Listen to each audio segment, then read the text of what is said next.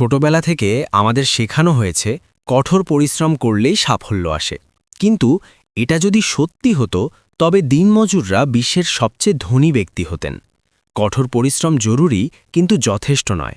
Mindset secrets for winning বইতে লেখক দেখিয়েছেন কেন 90% মানুষ পরিশ্রম করেও হার মেনে নেয় আর বাকি 5% মানুষ বিশ্বকে শাসন করে।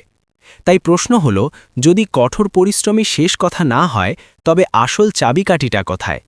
আমাদের আশেপাশে তাকালেই আমরা এমন অনেক মানুষকে দেখতে পাই যারা দিন-রাত এক করে খাটছেন, কিন্তু দিন শেষে তাদের প্রাপ্তির খাতা প্রায় শূন্য। আবার এমন কিছু মানুষ আছেন যাদের দেখে মনে হয় সাফল্য যেন তাদের পিছু ধাওয়া করছে, তারা যা ধরছেন তাই সোনা হয়ে যাচ্ছে। আমরা সচরাচর ভাবি নিশ্চয়ই তাদের ভাগ্য ভালো, অথবা তাদের এমন কোনো গোপন কানেকশন আছে যা আমাদের নেই। কিন্তু মার্ক মিনারভিনি বলছেন এই ধারণাটি সম্পূর্ণ ভুল। এই পার্থক্যটি ভাগ্য বা কানেকশনের নয়, পার্থক্যটি হল সফটওয়্যারের। আপনার শরীর এবং আপনার দক্ষতা হল কম্পিউটারের হার্ডওয়্যার। এটা খুবই শক্তিশালী হতে পারে, কিন্তু সেই হার্ডওয়্যারে চলা অপারেটিং সিস্টেম বা সফটওয়্যার যদি ভাইরাসে ভরা থাকে, অথবা সেটি যদি সেকেলে হয়, তবে বিশ্বের সবচেয়ে শক্তিশালী সুপার কম্পিউটারও ঠিক মতো কাজ করবে না। আমাদের ব্রেনও ঠিক একইভাবে কাজ করে। আমরা অনেকেই লেটেস্ট স্কিল বা দক্ষতা শেখার পেছনেই দৌড়াই, কিন্তু আমাদের মেন্টাল সফটওয়্যার বা বিশ্বাস ব্যবস্থা সেই পুরনো আমলেই পড়ে আছে। মার্ক মিনারভিনির এই বইটি মূলত আপনার মস্তিষ্কের সেই অপারেটিং সিস্টেমকে রিইনস্টল করার একটি ম্যানুয়াল। কিন্তু আপনি কেন এই লেখকের কথা শুনবেন? পৃথিবীতে তো মোটিভেশনাল বইয়ের অভাব নেই। মার্ক মিনারভিনি আলাদা, কারণ তিনি কোনো তাত্ত্বিক গুরু নন। তিনি এমন একজন ব্যক্তি যিনি বাস্তব জীবনে এই সূত্রগুলো প্রয়োগ করে অসম্ভবকে সম্ভব করেছেন। তিনি কোনো ধনী পরিবার থেকে আসেননি, এমনকি তার প্রাতিষ্ঠানিক শিক্ষাও খুব বেশি ছিল না। তিনি ছিলেন একজন স্কুল ড্রপ আউট। শূন্য থেকে শুরু করে তিনি ওয়াল স্ট্রিটের ইতিহাসের অন্যতম সেরা স্টক ট্রেডার হিসেবে নিজেকে প্রতিষ্ঠিত করেছেন। তিনি ইউএস ইনভেস্টিং চ্যাম্পিয়নশিপ জিতেছেন এবং নিজের ক্ষুদ্র পুঁজিকে কয়েক মিলিয়ন ডলারে রূপান্তর করেছেন। যখন কেউ কোনো কিছু বাস্তবে করে দেখায়, তখন তার কথা আর নিছক উপদেশ থাকে না, সেটা হয়ে ওঠে একটি পরীক্ষিত রোডম্যাপ। আজকের এই ভিডিওটি একটু অন্যরকম হতে যাচ্ছে। এটি কোনো সাধারণ 5 বা 10 মিনিটের সামারি নয়। আমরা এই ভিডিওতে মার্ক মিনারভিনির জীবনের সঞ্চিত সেই জ্ঞানগুলোকে ব্যবচ্ছেদ করব যা তাকে এই উচ্চতায় নিয়ে গেছে। আমরা ধাপে ধাপে শিখব কিভাবে নিজের চিন্তার প্যাটার্ন ভাঙতে হয়, কিভাবে আত্মবিশ্বাস তৈরি করতে হয় যা কোনো ব্যর্থতাই ভাঙতে পারবে না, এবং কিভাবে একজন সাধারণ মানুষ থেকে একজন চ্যাম্পিয়নে পরিণত হওয়া যায়। তাই আমি অনুরোধ করব, যদি সম্ভব হয় একটি নোটবুক এবং কলম সাথে রাখুন, কারণ আগামী 1 ঘন্টায় আমরা যা আলোচনা করতে যাচ্ছি তা আপনার জীবনের মোড় ঘুরিয়ে দেওয়ার ক্ষমতা রাখে। লেখকের মতে সফলতার প্রথম ধাপটি কোনো বাইরের স্কিল শেখা নয়, বরং নিজের ভেতরের একটি অদৃশ্য দেওয়ালকে ভাঙা। আর এই দেওয়ালটি হল আমাদের বিশ্বাস। ছোটবেলা থেকে আমরা আমাদের অবচেতন মনে এমন কিছু বিশ্বাস লালন করে আসছি যা আমাদের অজান্তেই আমাদের শত্রু হয়ে দাঁড়িয়েছে। লেখক একে বলছেন বিলিফ সিস্টেম। চলুন এবার গভীরে প্রবেশ করা যাক এবং দেখা যাক এই বিলিফ সিস্টেম আসলে কিভাবে আমাদের নিয়ন্ত্রণ করে এবং কিভাবে আমরা এর লাগাম নিজের হাতে নিতে পারি। এই অদৃশ্য দেয়াল বা আমাদের বিলিফ সিস্টেম সম্পর্কে সবচেয়ে মজার অথচ ভয়ঙ্কর তথ্যটি হল, আমাদের বিশ্বাসের অধিকাংশই কিন্তু ধ্রুব সত্য নয়। এগুলো হলো কিছু ধারণা যা আমরা বারবার শুনতে শুনতে সত্য বলে মেনে নিয়েছি। লেখক আমাদের মনে করিয়ে দিচ্ছেন যে একটি শিশু যখন জন্মায় তখন তার কোনো ভয় থাকে না, কোনো সীমাবদ্ধতার ধারণা থাকে না। কিন্তু সময়ের সাথে সাথে সমাজ, পরিবার এবং আমাদের আশেপাশের পরিবেশ আমাদের শেখায় এটা করো না, বা ওটা তোমার দ্বারা সম্ভব না, বা বেশি আশা করা ভালো না। ধীরে ধীরে এই কথাগুলো আমাদের মস্তিষ্কে গেঁথে যায় এবং আমরা আমাদের নিজেদের অজান্তেই একটি খাঁচা তৈরি করে ফেলি। এই বিষয়টি বোঝার জন্য লেখক একটি খুব শক্তিশালী উপমা ব্যবহার করেছেন, যা আমাদের অনেকেরই হয়তো জানা, কিন্তু এই বইয়ের প্রেক্ষাপটে তা নতুন করে ভাবনার উদ্রেক করে। সেটি হলো সার্কাসের হাতির উদাহরণ। একটি বিশাল শক্তিশালী হাতিকে যখন ছোটবেলায় সার্কাসে আনা হয়, তখন তার পায়ে একটি সরু দড়ি বেঁধে রাখা হয়। বাচ্চা হাতিটি তখন অনেক চেষ্টা করে দড়ি ছিঁড়ে পালানোর, কিন্তু সে তখনও যথেষ্ট শক্তিশালী থাকে না। বারবার চেষ্টা করে ব্যর্থ হওয়ার পর হাতিটি বিশ্বাস করে নেয় যে এই দড়ি ছেঁড়া তার পক্ষে অসম্ভব। মজার ব্যাপার হলো, যখন সেই হাতিটি বড় হয় এবং বিশাল শক্তির অধিকারী হয়, তখনও তাকে সেই একই সরু দড়ি দিয়েই বেঁধে রাখা হয়। সে চাইলেই এক ঝটকায় দড়ি ছিঁড়ে ফেলতে পারে, কিন্তু সে আর চেষ্টাই করে না, কারণ তার বিশ্বাস তাকে বলে রেখেছে যে সে আটকে আছে। মার্ক মিনারভিনি বলছেন, আমাদের অবস্থাও ঠিক সেই হাতিটির মতো। আমাদের অতীত ব্যর্থতাগুলো সেই সরু দড়ির মতো আমাদের আটকে রেখেছে। আমরা ধরে নিয়েছি যে অতীতে যেহেতু আমি অঙ্কে খারাপ ছিলাম, তাই আমি কখনোই ভালো ব্যবসায়ী হতে পারবো না, অথবা অতীতে যেহেতু আমি সম্পর্ক টিকিয়ে রাখতে পারিনি, তাই আমি হয়তো ভালোবাসার যোগ্য নই। এই যে নিজের সম্পর্কে নিজের তৈরি করা ধারণা, একেই লেখক বলছেন সেলফ ইমেজ বা আত্মছবি। বইয়ের অন্যতম গুরুত্বপূর্ণ এবং বিস্তারিত আলোচিত অংশ হল এই সেলফ ইমেজ এবং থার্মোস্ট্যাটের ধারণা। লেখক বলছেন, আপনার ফলাফল কখনোই আপনার সেলফ ইমেজের ওপরে যেতে পারবে না। এটা একটা বৈজ্ঞানিক সত্যের মতো। বিষয়টি সহজ করার জন্য তিনি আমাদের মানসিকতাকে একটি রুমের এসি বা থার্মোস্ট্যাটের সাথে তুলনা করেছেন। ধরুন আপনার রুমের এসির টেম্পারেচার সেট করা আছে 20 ডিগ্রি সেলসিয়াসে। এখন কোনো কারণে বাইরের পরিবেশ খুব গরম হয়ে গেল এবং রুমের তাপমাত্রা বেড়ে 25 ডিগ্রি হয়ে গেল। এসি তখন কি করবে? সে সাথে সাথে তার কম্প্রেসার চালু করবে এবং অতিরিক্ত শক্তি প্রয়োগ করে রুমের তাপমাত্রাকে আবার সেই 20 ডিগ্রিতেই নামিয়ে আনবে। আবার যদি শীতের কারণে রুমের তাপমাত্রা 15 ডিগ্রিতে নেমে যায়, হিটার চালু হয়ে সেটাকে 20 ডিগ্রিতে তুলে আনবে। অর্থাৎ থার্মোস্ট্যাটের কাজ হলো সেই নির্ধারিত সেটিং বা টেম্পারেচার বজায় রাখা। মানুষের ক্ষেত্রেও ঠিক একই ঘটনা ঘটে। আমাদের প্রত্যেকের অবচেতন মনে সফলতার একটি সেটিং ঠিক করা আছে। আমরা একে ফিনান্সিয়াল থার্মোস্ট্যাট বা সাকসেস থার্মোস্ট্যাট বলতে পারি।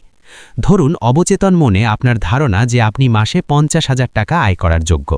এখন হঠাৎ করে যদি আপনি কোনো লটারিতে বা বোনাস হিসাবে 5 লক্ষ টাকা পেয়ে যান, তাহলে কি হবে জানেন? আপনার ভেতরের সেই থার্মোস্ট্যাট নড়ে চড়ে উঠবে। আপনার মস্তিষ্ক সিগন্যাল দেবে যে এটা আমার স্বাভাবিক অবস্থা নয়। তখন আপনি অজান্তেই এমন কিছু ভুল সিদ্ধান্ত নেবেন, অপ্রয়োজনীয় খরচ করবেন বা টাকাটা কাউকে ধার দিয়ে দেবেন, যাতে আপনার ব্যাংক ব্যালেন্স আবার সেই আগের অবস্থায় ফিরে আসে। গবেষণায় দেখা গেছে, যারা বড় অঙ্কের লটারি জেতেন তাদের প্রায় 70 থেকে 80% মানুষ 3 থেকে 5 বছরের মধ্যে আবার আগের মতোই গরিব হয়ে যান। কেন? কারণ তাদের পকেটের টাকা বাড়লেও তাদের মস্তিষ্কের থার্মোস্ট্যাট সেই গরিব মোডেই সেট করা ছিল। ঠিক উল্টোটা ঘটে ধনীদের ক্ষেত্রে। ডোনাল্ড ট্রাম্প বা ইলন মাস্কের মতো মানুষেরা একাধিকবার দেউলিয়া হওয়ার পরও আবার বিলিয়নিয়ার হয়েছেন, কারণ তাদের মস্তিষ্কের থার্মোস্ট্যাট বিলিয়নিয়ার লেভেলে সেট করা। তাদের সব কিছু কেড়ে নিলেও তাদের সাবকনশাস মাইন্ড বা অবচেতন মন তাদের বাধ্য করবে আবার সেই উচ্চতায় ফিরে যেতে। তাই লেখক খুব জোর দিয়ে বলছেন, আপনি যদি বাহ্যিক পৃথিবীর পরিবর্তন করতে চান, তবে আগে ভেতরের এই টেম্পারেচার বা সেটিং বদলাতে হবে। আমরা বেশিরভাগ মানুষ ভুলটা এখানেই করি। আমরা কঠোর পরিশ্রম করি ফলাফল বদলানোর জন্য, কিন্তু আমাদের ভেতরের সেটিং বদলাই না। ফলে আমরা ইচ্ছা শক্তি বা উইল পাওয়ার দিয়ে কিছুদিন হয়তো উন্নতি করি, যেমন এসি বন্ধ থাকলে রুম গরম হয়, কিন্তু যেই আমাদের মনোযোগ সরে যায় বা আমরা ক্লান্ত হয়ে পড়ি, আমাদের পুরনো বিশ্বাস আমাদের টেনে নিচে নামিয়ে আনে। একেই লেখক বলছেন ইচ্ছাশক্তি বনাম সেলফ ইমেজের লড়াই, আর এই লড়াইয়ে সব সময় সেলফ ইমেজই জেতে। এখন প্রশ্ন হলো, এই যে বছরের পর বছর ধরে তৈরি হওয়া আমাদের এই সেলফ ইমেজ বা থার্মোস্ট্যাটের সেটিং, এটা কি আদেও বদলানো সম্ভব? যদি সম্ভব হয় তবে সেটা কিভাবে? লেখক বইটিতে এর জন্য কিছু স্পেসিফিক প্র্যাকটিক্যাল টেকনিকের কথা বলেছেন, যা কোনো ম্যাজিক নয়, বরং নিউরোসায়েন্সের ওপরে ভিত্তি করে। চলুন দেখা যাক আমাদের মস্তিষ্কের এই সেটিং পরিবর্তন করার বা রিপ্রোগ্রামিং করার প্রথম ধাপগুলো কি কি। সেলফ ইমেজ বা আমাদের ভেতরের থার্মোস্ট্যাট পরিবর্তনের প্রথম এবং সবচেয়ে শক্তিশালী হাতিয়ার হল আমাদের নিজেদের সাথে বলা কথা, যাকে লেখক বলছেন সেলফ টক। আমরা হয়তো খেয়াল করি না, কিন্তু আমরা সারা দিন নিজের সাথে কথা বলি। ঘুম থেকে ওঠা থেকে শুরু করে রাতে ঘুমানোর আগ পর্যন্ত আমাদের মনের ভেতর একটা ধারাভাষ্য চলতে থাকে। আমি কত ক্লান্ত, আজকের দিনটা কত বাজে, আমি সবসময় দেরি করে ফেলি, আমার মেমোরি খুব দুর্বল। এই কথাগুলো কি আপনার পরিচিত মনে হচ্ছে? মার্ক মিনারভিনি বলছেন, আমাদের সাবকনশাস মাইন্ড বা অবচেতন মন হল একটি অত্যন্ত শক্তিশালী কিন্তু বোকা কম্পিউটারের মতো। এটি ভালো বা মন্দের বিচার করতে পারে না। এটি সত্য বা মিথ্যার পার্থক্য বোঝে না।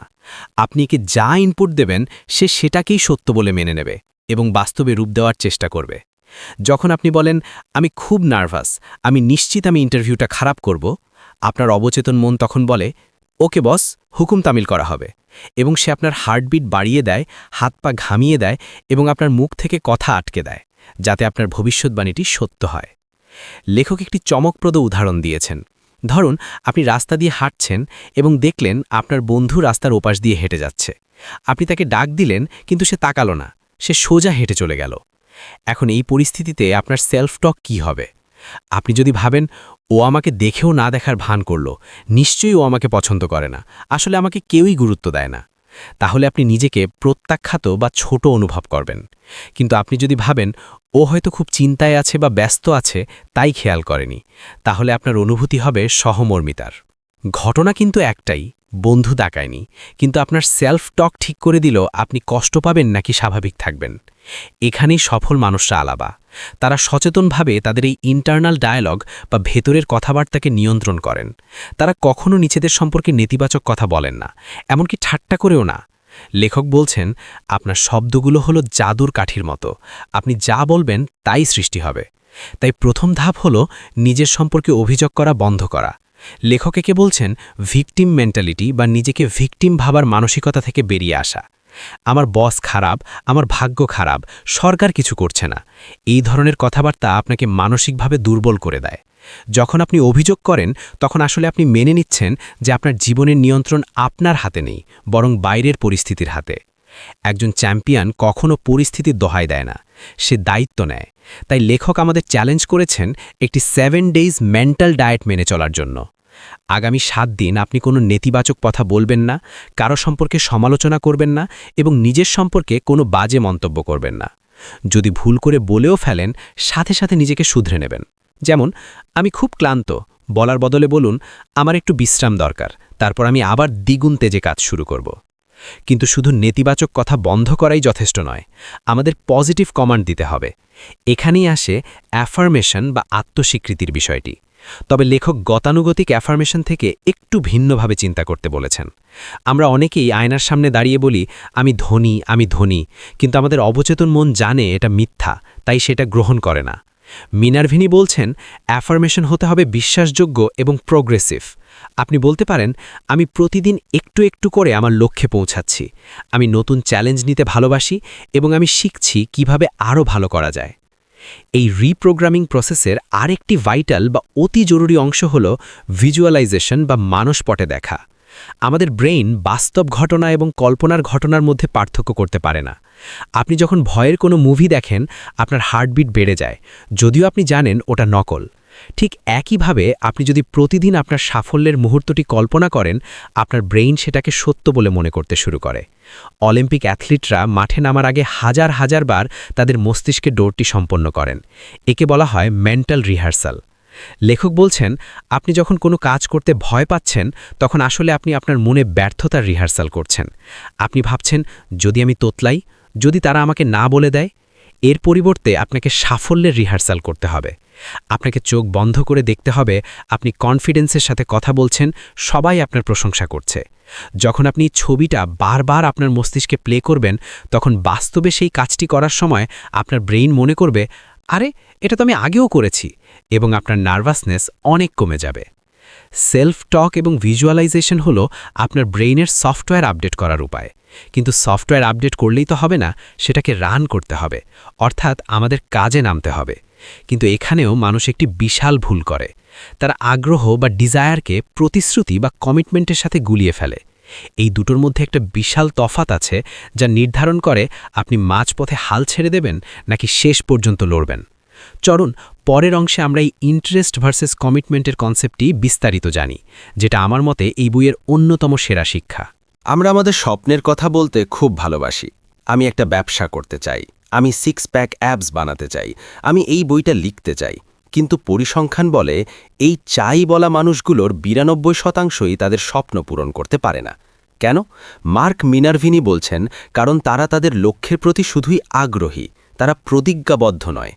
আগ্রহ এবং প্রতিশ্রুতির মধ্যে পার্থক্যটা বোঝাতে লেখক একটি ক্লাসিক এবং কিছুটা কৌতুকপূর্ণ উপমা ব্যবহার করেছেন, ডিম আর বেকনের ব্রেকফাস্ট। একটি আমেরিকান ব্রেকফাস্ট টেবিলে যখন ডিম আর বেকন পরিবেশন করা হয়, তখন এই নাস্তা তৈরিতে মুরগির অবদান কতটুকু? মুরগিটি অংশগ্রহণ করেছে, সে একটি ডিম দিয়েছে, কিন্তু সে বেঁচে আছে, সে আগামীকালও ডিম দিতে পারবে। অর্থাৎ মুরগিটি এই প্রজেক্টে শুধুই ইন্টারেস্টেড বা আগ্রহী ছিল। অন্যদিকে শূকরটির কথা ভাবুন। বেকন তৈরি করার জন্য শূকরটিকে নিজের জীবন দিতে হয়েছে। তার জন্য আর ফিরে যাওয়ার কোনো পথ নেই। শূকরটি ছিল এই প্রজেক্টে পুরোপুরি কমিটেড বা প্রতিজ্ঞাবদ্ধ। সাফল্যের ময়দান দিয়েও ঠিক এরকম। আপনি যখন কোনো কিছুর প্রতি শুধুই আগ্রহী থাকেন, তখন আপনি কাজ করেন কেবল তখনই যখন পরিস্থিতি আপনার অনুকূলে থাকে। অর্থাৎ যখন আপনার মুড ভালো থাকে, যখন বাইরে বৃষ্টি হয় না, যখন আপনার হাতে অনেক সময় থাকে। কিন্তু যেই পরিস্থিতি একটু কঠিন হয়, যেই বাধা আসে, আপনি অজুহাত বা এক্সকিউজ খুঁজতে শুরু করেন। আজ শরীরটা ভালো লাগছে না, এখনও তো অনেক সময় আছে, আমার কাছে তো সব রিসোর্স নেই। আগ্রহী মানুষেরা অজুহাতের মাস্টার হয়। অন্যদিকে যখন আপনি কমিটেড হন, তখন আপনি ফলাফল ছাড়া আর কোনো কিছুই গ্রহণ করেন না। কমিটমেন্ট মানে হলো, হয় আমি পথ খুঁজে বের করব, আর না হয় আমি নতুন পথ তৈরি করব, কিন্তু আমি থামব না। লেখক বলছেন, একজন চ্যাম্পিয়ন এবং একজন সাধারণ মানুষের মধ্যে মূল পার্থক্য হল, চ্যাম্পিয়নরা তাদের কাজের সাথে তাদের আবেগকে গুলিয়ে ফেলে না। একজন সাধারণ মানুষ জিমে যায় তখন যখন তার যেতে ইচ্ছে করে, কিন্তু একজন প্রো অ্যাথলিট জিমে যায় তখনও যখন তার শরীর ব্যথায় ছিঁড়ে যাচ্ছে, কারণ সে তার অনুভূতির কাছে নয়, বরং তার রুটিনের কাছে দায়বদ্ধ। মিনার্ভিনি তার নিজের জীবনের একটি উদাহরণ দিয়েছেন। যখন তিনি স্টক ট্রেডিং শিখছিলেন, তখন টানা 6 বছর তিনি কোনো লাভ করতে পারেননি। তিনি দিনের পর দিন লস করেছেন, তার মূলধন হারিয়েছেন। তার আশেপাশের সবাই তাকে বলেছিল, মার্ক, ছেড়ে দাও, এটা তোমার জন্য না, একটা সাধারণ চাকরি নাও। তিনি যদি শুধুই আগ্রহী হতেন, তবে তিনি নিশ্চিতভাবেই ছেড়ে দিতেন, কারণ 6 বছর ধরে ব্যর্থ হওয়া যে কারোর জন্যই অসহনীয়। কিন্তু তিনি ছিলেন কমিটেড। তিনি তার সমস্ত কিছু, তার সময়, তার ঘুম, তার সামাজিক জীবন, সব কিছু উৎসর্গ করেছিলেন মার্কেটকে বোঝার জন্য। তিনি নিজেকে বলেছিলেন, আমি ওয়াল স্ট্রিটে সফল হব, আর না হয় আমি চেষ্টা করতে করতে মারা যাব। এই যে ফিরে যাওয়ার রাস্তা বন্ধ করে দেওয়া বা বার্ন দ্য বোটস মানসিকতা, এটাই হলো আসল কমিটমেন্ট। লেখক আমাদের একটি কঠিন প্রশ্ন করেছেন। আপনি বর্তমানে যে লক্ষ্যটি নিয়ে কাজ করছেন, তার জন্য আপনি কি মুরগি নাকি শূকর? আপনি কি আপনার কমফর্ট জোন বা আরামের জায়গাটুকু বিসর্জন দিতে রাজি আছেন? সাফল্যের জন্য স্যাক্রিফাইস বা ত্যাগ স্বীকার করা অনিবার্য। আপনি সব কিছু একসাথে পেতে পারেন না। আপনি যদি রাত জেগে পার্টি করতে চান, আবার ভোরে উঠে কাজও করতে চান, তবে সেটা হবে না। আপনাকে বেছে নিতে হবে। কমিটমেন্ট মানে হলো অনেকগুলো ভালো জিনিসকে না বলা, যাতে আপনি একটি শ্রেষ্ঠ জিনিসকে হ্যাঁ বলতে পারেন। কিন্তু এই কমিটমেন্ট ধরে রাখা সহজ নয়, বিশেষ করে যখন আমরা আমাদের চারপাশের পরিবেশ দ্বারা প্রভাবিত হই। আপনি হয়তো খুব কমিটেড হয়ে কাজ শুরু করলেন, কিন্তু আপনার বন্ধুরা আপনাকে বলল, আরে এত সিরিয়াস হওয়ার কি আছে, চল ঘুরে আসি। এখানেই আসে আপনার সঙ্গ বা পরিবেশের গুরুত্ব। লেখক বলছেন, আপনি যাদের সাথে চলেন, আপনি তাদের গড় ফলের মতো হয়ে যান। আপনার বন্ধু যদি 5 জন অলস মানুষ হয়, তবে 6 নম্বর অলস ব্যক্তিটি হবেন আপনি। আর যদি আপনার বন্ধু 5 জন উচ্চাকাঙ্ক্ষী মানুষ হয়, তবে 6 নম্বর সফল ব্যক্তিটি হবেন আপনি। তবে কমিটমেন্ট এবং পরিবেশ ঠিক করার পরেও আরেকটি বড় বাধা আমাদের সামনে এসে দাঁড়ায়, সেটি হলো আমাদের ভয়। ব্যর্থতার ভয়, লোক লজ্জার ভয়, এমনকি সাফল্যের ভয়। আমরা অনেকেই নিখুঁত হওয়ার ফাঁদে পা দিই। আমি শুরু করব যখন আমি সব কিছু জানব, এই চিন্তা আমাদের প্যারালাইজ করে দেয়। লেখক একে বলছেন অ্যানালিসিস প্যারালিসিস।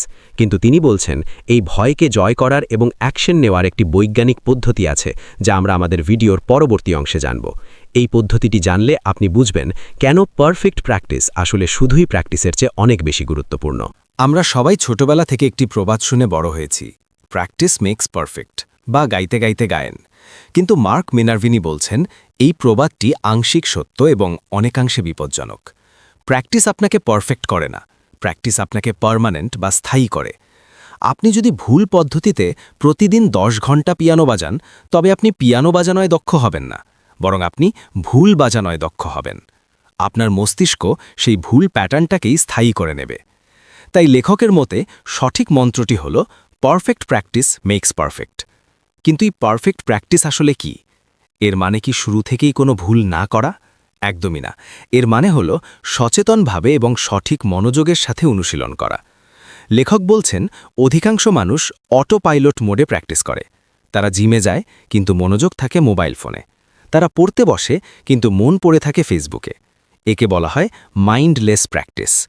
সফল মানুষেরা যখন প্র্যাকটিস করেন, তখন তারা তাদের পুরো সত্তা দিয়ে সেখানে উপস্থিত থাকেন। তারা প্রতিটি মুভমেন্ট, প্রতিটি শব্দ, প্রতিটি সিদ্ধান্ত সচেতনভাবে পর্যবেক্ষণ করেন। এই পারফেক্ট প্র্যাকটিসের একটি অপরিহার্য অংশ হল মানসিক মহড়া বা মেন্টাল রিহার্সাল, যা আমরা আগেই একটু ছুঁয়ে গেছি। তবে লেখক এখানে আরও গভীরে গেছেন। তিনি বলছেন শুধু ভিজুয়ালাইজ করলেই হবে না, আপনাকে সেই অনুভূতির ভেতরে ঝুঁকতে হবে। একে তিনি বলছেন অ্যাসিউমিং দ্য ফিলিং। কল্পনা করুন আপনি লটারি জিতেছেন, তখন আপনার কেমন লাগবে? আপনার বুকের ভেতর একটা উত্তেজনা কাজ করবে, আপনি হাসবেন, আপনার হাঁটা চলায় একটা আত্মবিশ্বাস চলে আসবে। লেখক বলছেন আপনাকে আপনার লক্ষ্যে পৌঁছানোর আগেই সেই ফিলিংস বা অনুভূতিটা নিজের মধ্যে তৈরি করতে হবে। এটাকে অনেকে fake it till you make it বলেন, কিন্তু মিনারভিনি এটাকে একটু ভিন্নভাবে দেখেন। তিনি বলেন আপনি ফেক বা নকল করছেন না, আপনি আপনার ব্রেনকে ভবিষ্যতের জন্য প্রস্তুত করছেন। যখন আপনি আত্মবিশ্বাসী হওয়ার অভিনয় করেন, আপনার শরীর তখন টেস্টোস্টেরন হরমোন নিঃসরণ করে, যা সত্যিই আপনাকে আত্মবিশ্বাসী করে তোলে। আপনি যখন হাসেন, এমনকি জোর করেও, আপনার ব্রেন তখন ডোপামিন রিলিজ করে, যা আপনার মুড ভালো করে দেয়। অর্থাৎ আপনার শরীর আপনার মনকে নিয়ন্ত্রণ করতে পারে। একজন চ্যাম্পিয়ন কখনোই অপেক্ষা করে না কখন তার কনফিডেন্স আসবে। সে অ্যাকশন নেয় এবং কনফিডেন্স তখন তাকে অনুসরণ করে। লেখক এখানে বাস্কেটবল লেজেন্ড মাইকেল জর্ডানের উদাহরণ দিয়েছেন। জর্ডান কখনোই ভাবতেন না যদি আমি মিস করি। তিনি সবসময় বল বাস্কেটে ঢোকার দৃশ্যটি আগে মনে মনে দেখতেন এবং সেই জয়ের অনুভূতিটা শরীরে ধারণ করতেন। তারপর তিনি শট নিতেন। এই যে আগে থেকে ফলাফলের অনুভূতিটা নিজের মধ্যে নিয়ে আসা, এটা আপনার সাবকনশিয়াস মাইন্ডকে একটি ক্লিয়ার সিগন্যাল দেয় যে আপনি কি চান। তবে এই পুরো প্রক্রিয়ায় একটি খুব সূক্ষ্ম ফাঁদ আছে, সেটি হলো ফলাফলের প্রতি আসক্তি। আমরা যখন খুব বেশি করে জিততে চাই, তখন আমাদের মধ্যে একটা টেনশন বা উদ্বেগ তৈরি হয়। যদি না হয়, যদি আমি ফেল করি, এই দুশ্চিন্তা আমাদের পারফরম্যান্স কমিয়ে দেয়। মিনারভিনি বলছেন আপনাকে প্রসেস বা প্রক্রিয়াকে ভালোবাসতে হবে, ফলাফলকে নয়। আপনি যখন ফলাফলের চিন্তা বাদ দিয়ে শুধুমাত্র আজকের কাজটা নিখুঁতভাবে গড়ার দিকে মনোযোগ দেন, তখন ফলাফল এমনিতেই চলে আসে। একে বলা হয় ডিট্যাচড ফোকাস। আপনি লক্ষ্য নিয়ে ফোকাসড, কিন্তু ফলাফলের ব্যাপারে উদাসীন। এই মানসিকতা তৈরি করতে হলে আমাদের প্রতিদিনের রুটিনে কিছু পরিবর্তন আনতে হবে। লেখক তার নিজের রুটিন শেয়ার করেছেন। তিনি প্রতিদিন সকালে উঠে প্রথমেই তার লক্ষ্যগুলো পড়েন এবং কিছুক্ষণ চোখ বন্ধ করে সেগুলোর ভিজুয়ালাইজেশন করেন। কিন্তু তিনি শুধু সাফল্যের দৃশ্য দেখেন না, তিনি দেখেন পথের বাধাগুলো এবং কিভাবে তিনি সেগুলো অতিক্রম করছেন। একে বলা হয় প্রসেস ভিজুয়ালাইজেশন। শুধু ট্রফি হাতে নেওয়ার দৃশ্য দেখলে হবে না, আপনাকে দেখতে হবে আপনি জিমে ঘাম ঝরাচ্ছেন, আপনি রাত জেগে পড়াশোনা করছেন এবং আপনি বাধাকে জয় করছেন। এতক্ষণ আমরা যা যা জানলাম, self image, commitment, perfect practice, এগুলো সবই হলো একজন চ্যাম্পিয়নের মানসিক টুলস।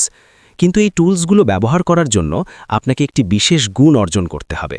সেই গুণটি না থাকলে আপনি যতই মেধাবী হন না কেন, আপনি ভেঙে পড়বেন। সেই গুণটি হলো রেজিলিয়েন্স বা ঘুরে দাঁড়ানোর ক্ষমতা। কারণ জীবনের কোনো না কোনো পর্যায়ে আপনি হোঁচট খাবেনই। তখন আপনি কি করবেন, সেটাই নির্ধারণ করবে আপনার গন্তব্য। চলুন ভিডিওর শেষ এবং সবচেয়ে অনুপ্রেরণাদায়ক অংশটিতে আমরা এই ঘুরে দাঁড়ানোর মন্ত্র সম্পর্কে জানি। জীবন কোনো সোজা রাস্তা নয়। আপনি যতই পারফেক্ট প্র্যাকটিস করুন বা যতই পজিটিভ চিন্তা করুন না কেন, ঝড় আসবেই। মার্ক মিনারভিনি বলছেন, ব্যর্থতা জীবনের কোনো বিপরীত শব্দ নয়, ব্যর্থতা হলো সাফল্যেরই একটি অংশ। যারা কখনো ব্যর্থ হয়নি তারা আসলে কখনো নতুন কিছু করার চেষ্টাই করেনি। কিন্তু সমস্যাটা ব্যর্থ হওয়া নিয়ে নয়, সমস্যা হলো ব্যর্থতাকে আমরা কিভাবে দেখি। অধিকাংশ মানুষ ব্যর্থতাকে তাদের পরিচয় বানিয়ে ফেলে। তারা বলে আমি ব্যর্থ। কিন্তু সফল মানুষেরা বলেন আমি একটি প্রচেষ্টায় ব্যর্থ হয়েছি, কিন্তু আমি ব্যক্তি হিসেবে ব্যর্থ নই। এই সামান্য শব্দের পরিবর্তন আপনার পুরো দুনিয়া বদলে দিতে পারে। লেখক বলছেন ব্যর্থতাকে একটি ফিডব্যাক বা তথ্য হিসেবে দেখুন। ধরুন আপনি একটি ব্যবসায় লস করেছেন, এটা কোনো শাস্তি নয়, এটা একটা ডাটা। মার্কেট আপনাকে বলছে যে আপনার কৌশলে কিছু একটা ভুল ছিল। এখন আপনার কাজ হলো সেই ভুলটা শুধরে আবার চেষ্টা করা। এখানেই আসে রেজিলিয়েন্স বা স্থিতিস্থাপকতার ধারণা। একটি টেনিস বলকে আপনি যত জোরে মাটিতে আছাড় মারবেন, সেটি তত জোরে উপরে উঠে আসবে। কিন্তু একটি কাঁচের গ্লাসকে ফেললে তা ভেঙে চুরমার হয়ে যাবে। আপনাকে হতে হবে টেনিস বলের মতো। লেখক তার নিজের ট্রেডিং ক্যারিয়ারের শুরুর দিনগুলোর কথা স্মরণ করেছেন। তিনি যখন সব হারিয়ে দেউলিয়া হয়ে গিয়েছিলেন, তখন তিনি নিজেকে প্রশ্ন করেছিলেন, এই অভিজ্ঞতা থেকে আমি কি শিখলাম যা আমাকে ভবিষ্যতে কোটিপতি বানাতে পারে। তিনি তার লস বা ক্ষতিকে টিউশন ফি হিসেবে দেখেছিলেন। তিনি ভেবেছিলেন ওয়াল স্ট্রিট ইউনিভার্সিটি তাকে শিক্ষা দিচ্ছে, আর এর জন্য তাকে কিছু টাকা খরচ করতে হয়েছে। বইয়ের শেষে লেখক আমাদের মনে করিয়ে দেন যে সময় কারোর জন্য অপেক্ষা করে না। আমাদের হাতে অফুরন্ত সময় নেই। আমরা অনেকেই ভাবি একদিন আমি এটা করব, কিন্তু ক্যালেন্ডারে একদিন বা সামডে বলে কোনো বার নেই। আছে শনি, রবি, সোম। তাই যা করার তা আজকেই শুরু করতে হবে। আগামীকাল হলো গরিব মানুষের সবচেয়ে প্রিয় শব্দ।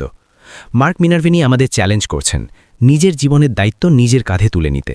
আপনার বর্তমান পরিস্থিতি আপনার অতীত সিদ্ধান্তের ফসল, কিন্তু আপনার ভবিষ্যৎ নির্ভর করছে আজ আপনি কি সিদ্ধান্ত নিচ্ছেন তার ওপর। আপনি কি ভিকটিম হয়েই থাকবেন, নাকি আপনি ভিক্টর বা বিজয়ী হবেন? পছন্দটা আপনার। আমরা এই ভিডিও শুরুতে বলেছিলাম ৫% মানুষ বিশ্বকে শাসন করে, কারণ তাদের মাইন্ডসেট আলাদা। এখন আপনি জানেন সেই মাইন্ডসেটগুলো কি।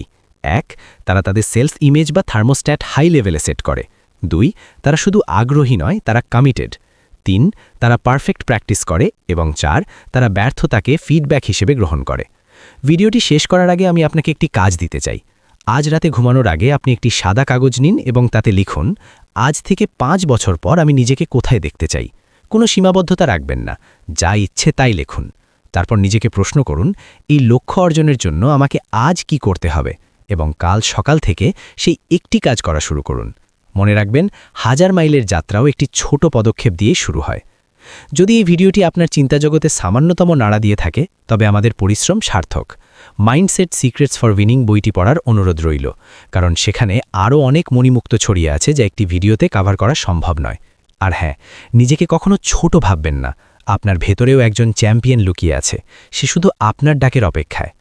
আজ এ পর্যন্তই, দেখা হবে পরের ভিডিওতে নতুন কোনো বইয়ে নতুন কোনো জাদুকরি দুনিয়ায়। ততক্ষণ পর্যন্ত শিখতে থাকুন, বড় স্বপ্ন দেখতে থাকুন, কারণ আপনি যা ভাবেন আপনি তাই। ধন্যবাদ।